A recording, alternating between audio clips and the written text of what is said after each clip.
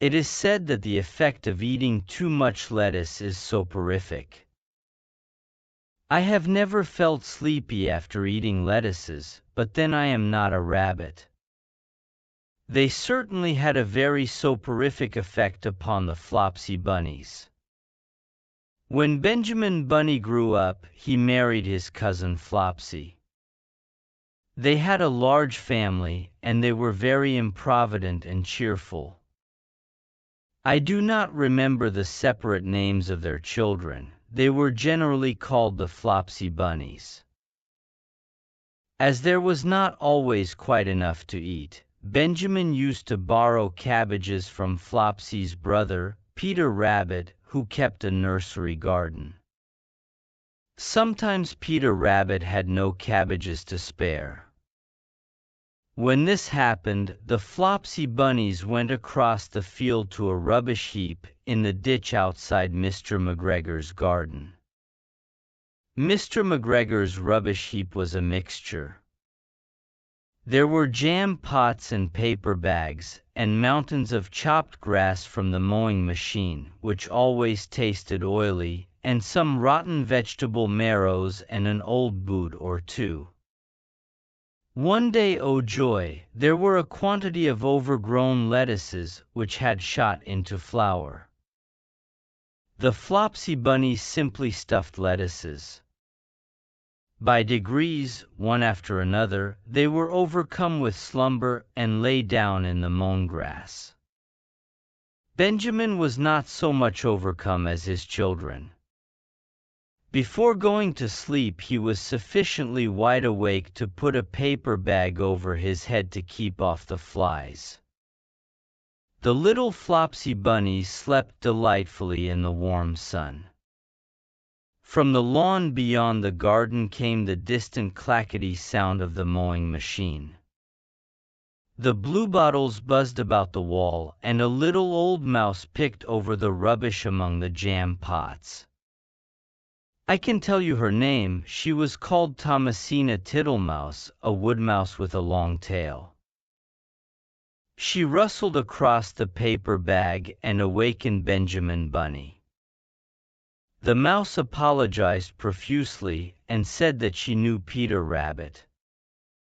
While she and Benjamin were talking, close under the wall, they heard a heavy tread above their heads, and suddenly Mr. McGregor emptied out a sackful of lawn mowings right upon the top of the sleeping Flopsy bunnies. Benjamin shrank down under his paper bag. The mouse hid in a jam pot. The little rabbits smiled sweetly in their sleep under the shower of grass. They did not awake because the lettuces had been so soporific. They dreamt that their mother Flopsy was tucking them up in a hay bed. Mr. McGregor looked down after emptying his sack. He saw some funny little brown tips of ears sticking up through the lawn mowings. He stared at them for some time. Presently a fly settled on one of them and it moved. Mr. McGregor climbed down onto the rubbish heap. 1, 2, 3, 4, 5, 6 little rabbits, said he as he dropped them into his sack. The Flopsy bunnies dreamt that their mother was turning them over in bed. They stirred a little in their sleep, but still they did not wake up. Mr.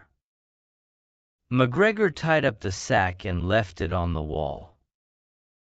He went to put away the mowing machine. While he was gone, Mrs. Flopsy Bunny, who had remained at home, came across the field. She looked suspiciously at the sack and wondered where everybody was. Then the mouse came out of her jam pot, and Benjamin took the paper bag off his head, and they told the doleful tale. Benjamin and Flopsy were in despair. They could not undo the string. But Mrs. Tittlemouse was a resourceful person. She nibbled a hole in the bottom corner of the sack. The little rabbits were pulled out and pinched to wake them. Their parents stuffed the empty sack with 3 rotten vegetable marrows, an old blacking brush and 2 decayed turnips. Then they all hid under a bush and watched for Mr. McGregor. Mr. McGregor came back and picked up the sack and carried it off. He carried it hanging down as if it were rather heavy.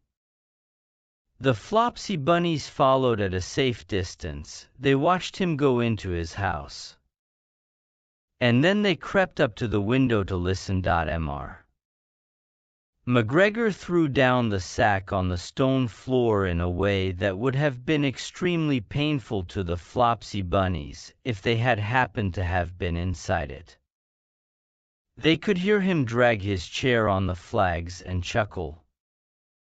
1, 2, 3, 4, 5, 6 little rabbits, said Mr. McGregor.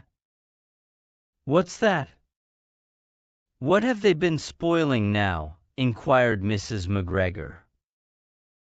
1, 2, 3, 4, 5, 6 little fat rabbits, repeated Mr. McGregor, counting on his fingers. 1, 2, 3. Don't you be silly. What do you mean, you silly old man? In the sack. 1, 2, 3, 4, 5, 6, replied Mr. McGregor.